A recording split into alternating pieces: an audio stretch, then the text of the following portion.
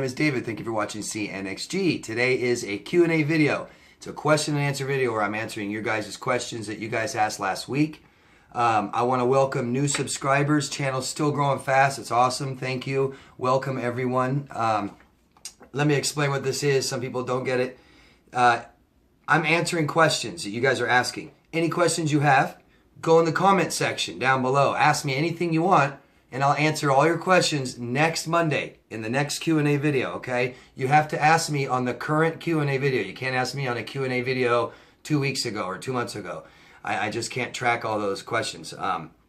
So ask me down here, and I'll answer them in the next Q&A video every single Monday, okay, guys?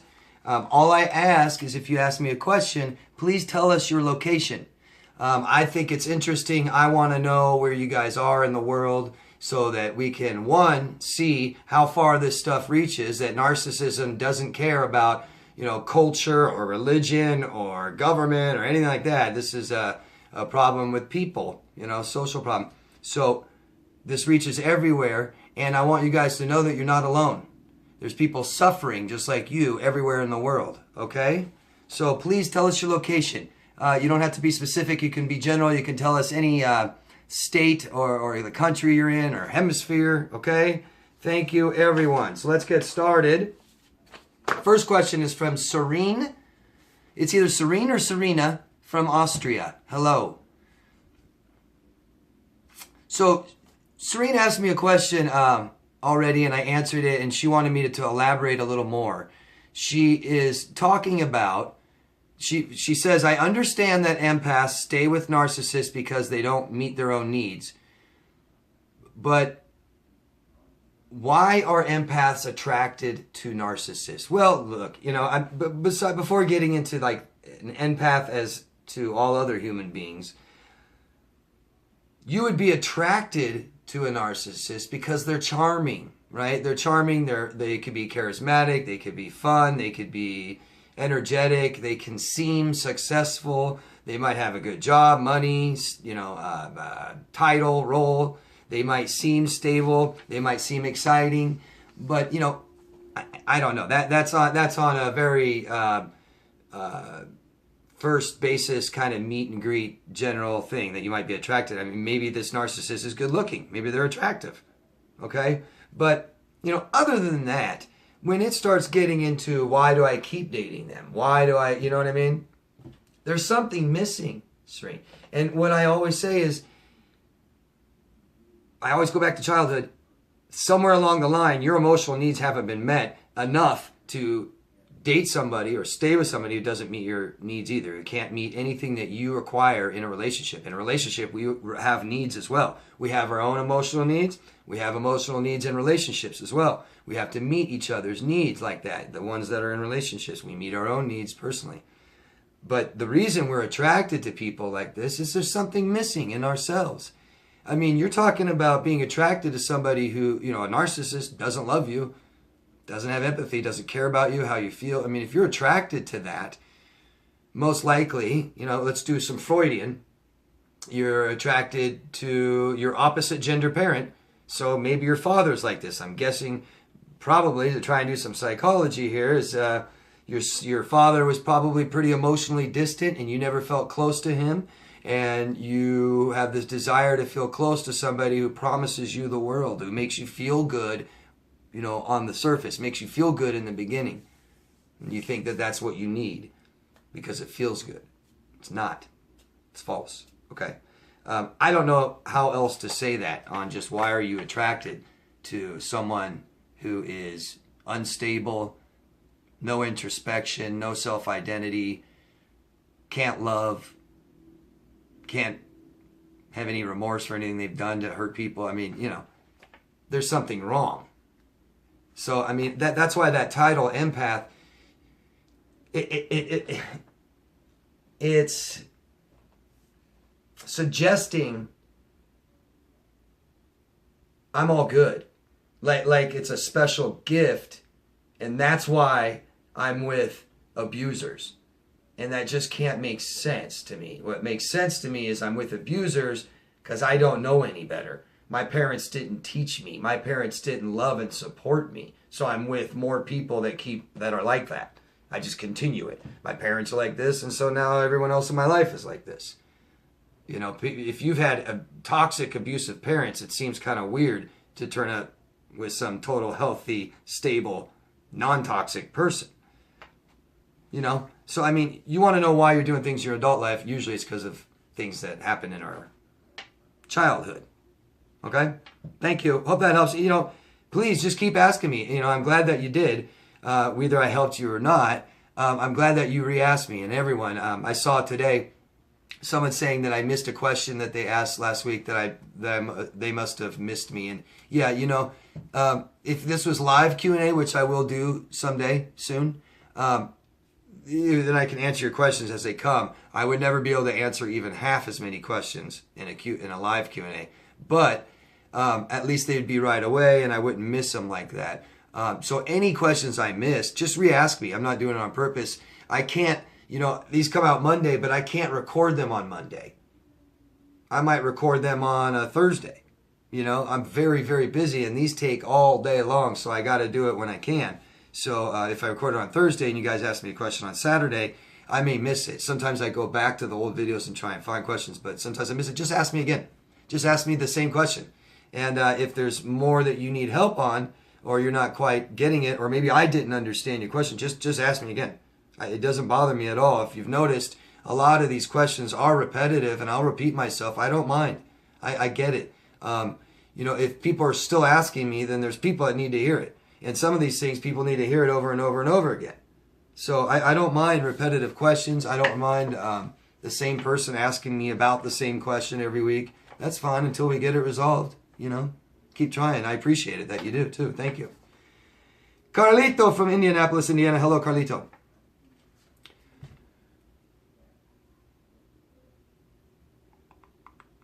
Okay, so this is another old question too that you are bringing up. So you helped your ex while she was in jail last time, and I remember this question. I'm sure some of you guys might as well. Carlito has had an ex, a female in jail or prison, I can't remember, and you helped her while she was in jail, like amazingly, and then after she got out, you helped her, but she immediately went to some other guy, forgot about you. And guess what? She's back in jail again. Weird, huh? And she wants your help. She's calling you. Hey, Carlito, help me, man. I mean, come on, man. Think about it. What would you do if it was a kind of a friend you knew not very well, you know? Just calls you every time they need help. So you know, I think that's obvious. But you want to know, since you blocked her and since you're not contacting her this time, since you're not replying, you're not helping her, and you're ignoring her, will that stop her? Well, again, like I always say, I wouldn't know what people do or what their intentions are or what they're thinking. I don't know. Typically, a disordered person will keep trying. So she may try again when she needs help. This might trigger something in her, and she might start hoovering you and stalking you now. You know, that fear of abandonment, she never felt that with you because you've always been available. Now you're not available, that fear of abandonment kicks in. She might start stalking you, harassing you, things like that. So be prepared. I wouldn't know, but that's typical. That's usually not the reason they stop bothering you. You know, they might for a while. She might come around in a year, 2 years. Thank you, Carlito. Hope that helps. Chris Riley from the United Kingdom. Hello. Why is it so hard to recover from being cheated on? 10 months later, and it still hurts. You know, betrayal is the worst. Betrayal is the worst. Cheating is just disgusting. I hate it. I don't ever do it. And I don't allow it. Not even just with someone I'm with. I don't allow my friends to cheat. You know, even coworkers, man, I don't want to hear it. You know, you're a piece of crap. I don't want to hear that. Oh, nice. You cheat on your wife and you're telling me. You know, go tell your wife. I hate it. It's horrible.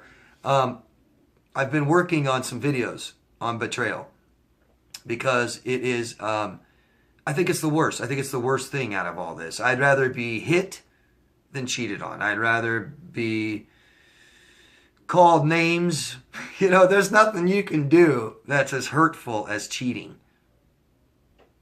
I mean, it kills everything. And even, you know, our own egos, you know.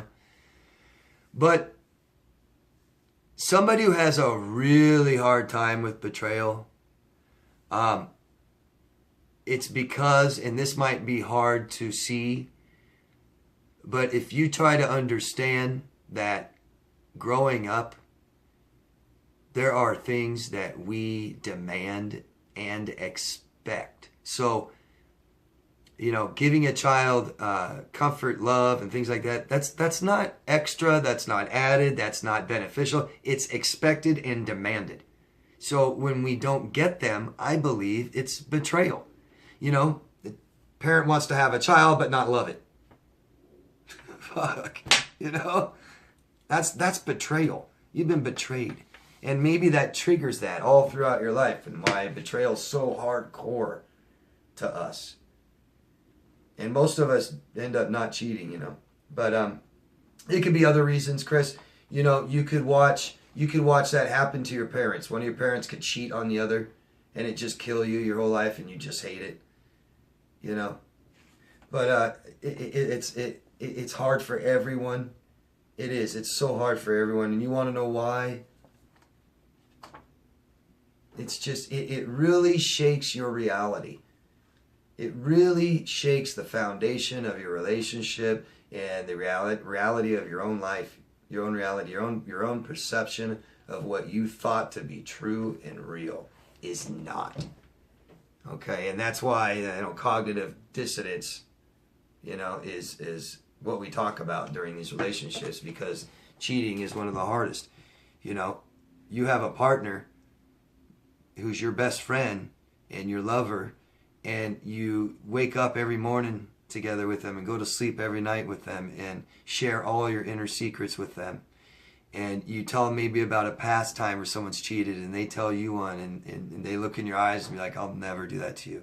You know, it's that whole enmeshment, that whole, it's you and me against the world, you know. And then you find out it's them and the world against you, isn't it?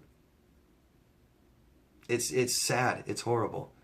I'm going to do more videos about this, and I hope they help, you know. But time helps.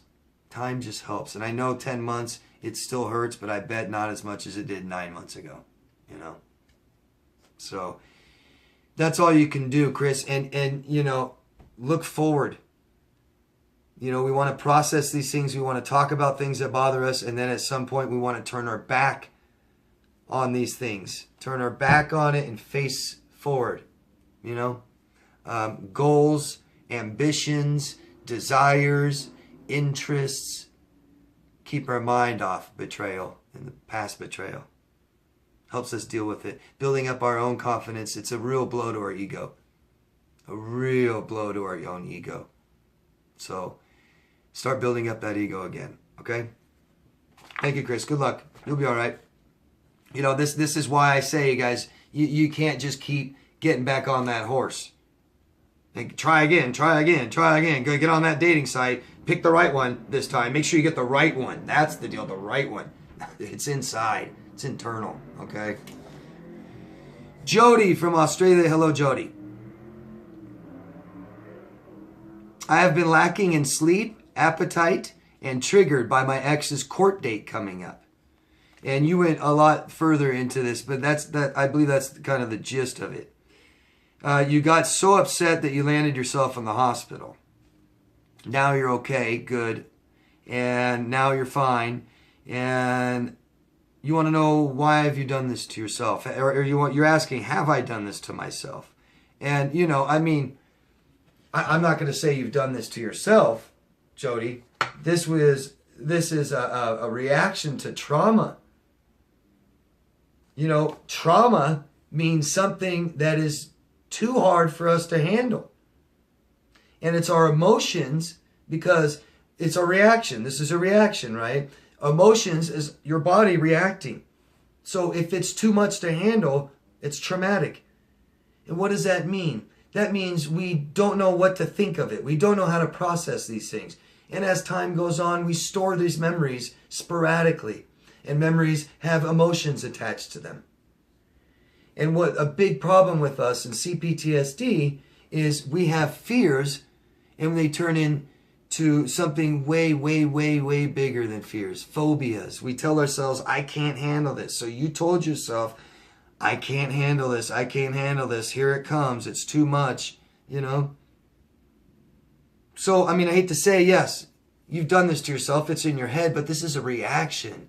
This is a reaction to trauma, and that's why it's so important to go back and process these things correctly. You need help. You need somebody else to help you with this, to reassure you, to make you feel safe.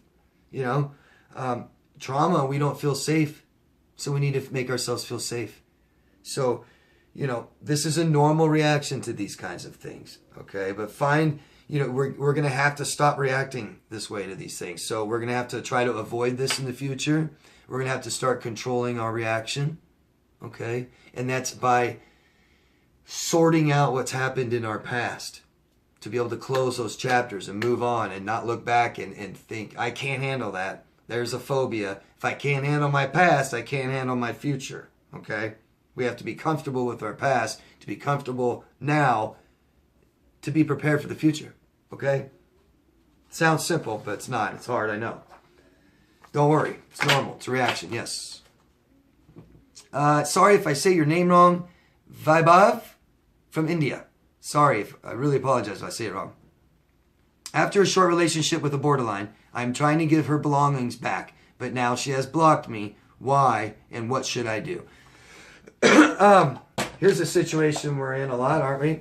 And, you know, I made a video titled Narcissists and Belongings, and I would recommend you watch that. That gives, you know, a little bit of insight on kind of what's going on, why they do that, and what you should do, what you can do.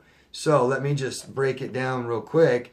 And she's doing this on purpose to you, okay? The reason they don't want to pick up belongings is because that's closure, that's final, okay? Borderlines have a severe reaction to any threat of abandonment that you're leaving, okay? So that's why they abandon you and don't give you explanations. They don't want closure. They don't want to shut this, stop this, close this door.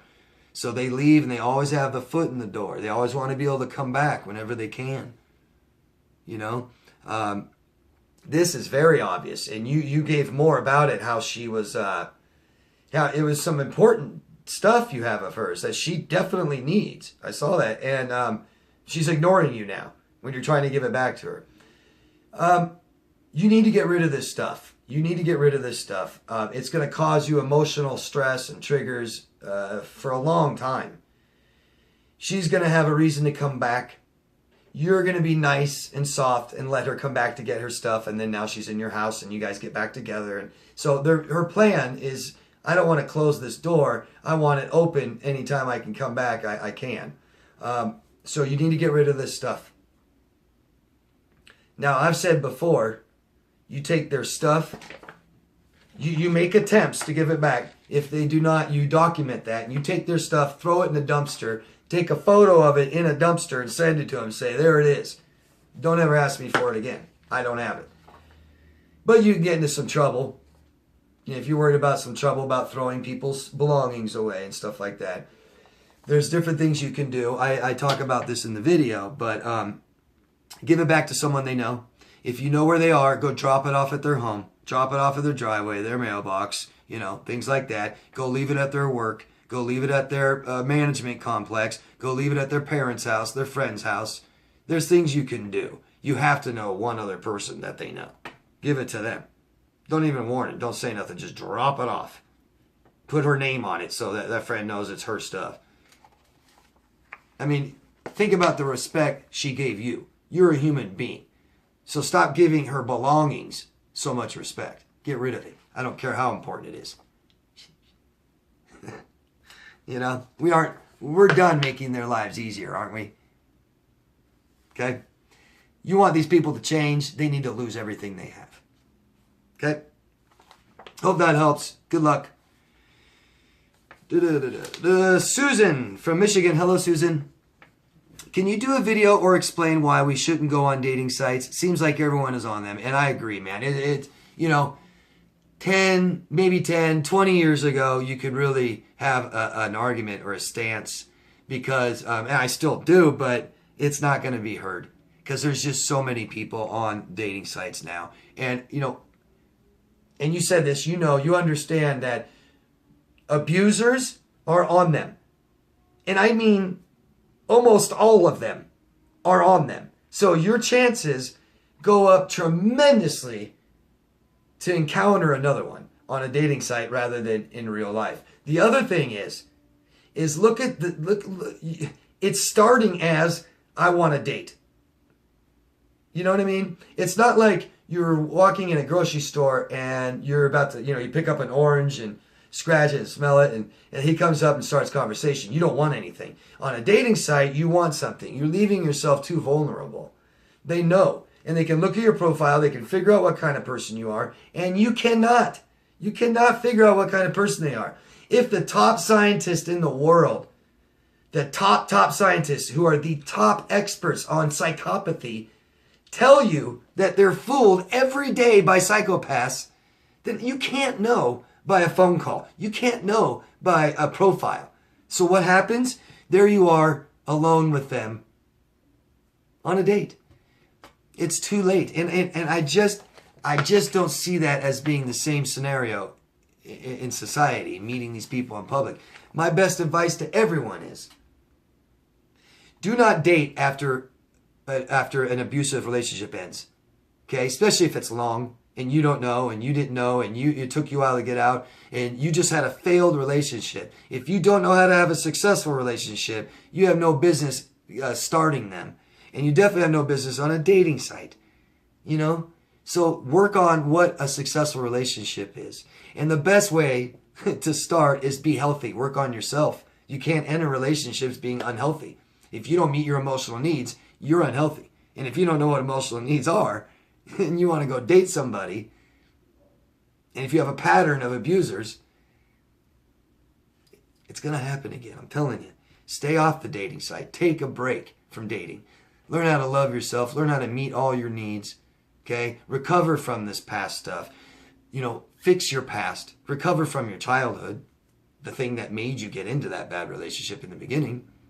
Okay? These are things you need to start thinking about before entering new relationships. You know, I've got too many people that were in a 6-year horrible marriage and they get separated and they're on a dating site that month. Wow, you've recovered great. And you haven't recovered, you haven't healed, you haven't done any work, you haven't done anything. You're going to fail again. And you're going to fail, and you're going to fail, and you're going to fail. And it's just going to be horrible. It's going to be horrible. You can't keep failing at this stuff. You can't keep doing this stuff, guys. A lot of this stuff you may not recover from. You may be permanently damaged forever. I'm telling you, you're playing with your mind, playing with your brain. Anyways, I hope that helps. And I definitely am going to do talk about dating sites more, and maybe I'll do a video about it. Okay? Thank you. I did do a video on, I think it's called The Internet, The Lost Connection. I talk about dating sites a lot on there. Okay? Thank you. I'm going to stop part 1 there, and part 2 is coming soon. Thank you very much. If you can, please try and share this stuff on social media, groups, forums. Tell people about it. Let them know, okay? There's a lot of people suffering from this stuff. They need help. They need this stuff, okay? Thank you. See you in part 2. Love yourself first. Bye.